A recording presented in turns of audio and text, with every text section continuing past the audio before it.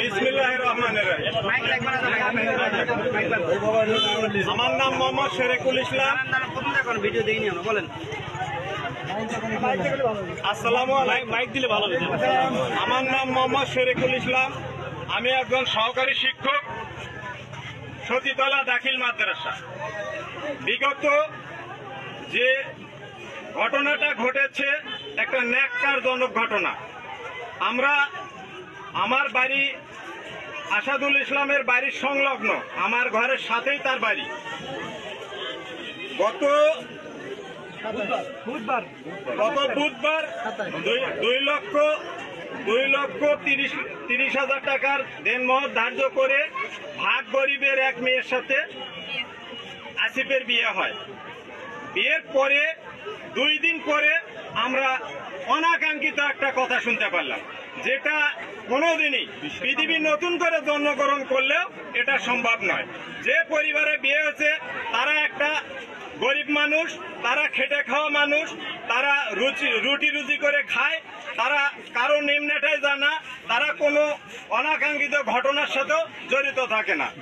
এই নিয়ে আমার মনে হয় তার এলাকার কোনো মানুষের কুপরামর্শে এখানে সংসার করবে না মর্মে এই ধরনের ন্যাক্কারজনক ঘটনা তারা ঘটানোর চেষ্টা করছে। আমি একজন সচেতন মানুষ হিসেবে, এলাকার মানুষ হিসেবে, আমার বাড়ি ওসমানের পাড়া, আমার বাড়ি সাগাটা উপজেলা, সাংবাদিক ভাইদের বাড়িও সাগাটা উপজেলা, আমার বাড়ি গাইবান্ধা জেলা, এটা গাইবান্ধা জেলার সম্মান, সাগাটা উপজেলার সম্মান, আমার কোচি ইউনিয়নের সম্মান, আমার গ্রামের সম্মান। আমি আপনাদের মাধ্যমে এর সুষ্ঠু তদন্তপূর্বক যারা এই অপকর্মের সাথে জড়িত তাদের দৃষ্টান্তমূলক শাস্তির আবেদন করছি।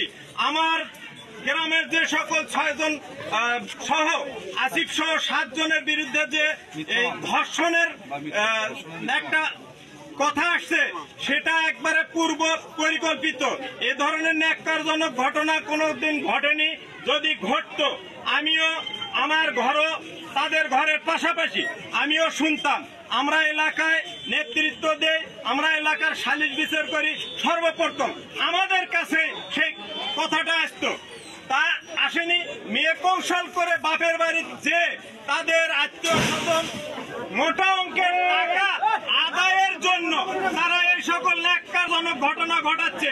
আমি আপনাদের কাছে বিনীত আবেদন করব, আপনারা প্রিন্ট মিডিয়া, আপনারা ইলেকট্রনিক মিডিয়া, আপনাদের কাছে বিনীত অনুরোধ, প্রশাসনের শীর্ষ মহল থেকে যত প্রকার জায়গায় আছে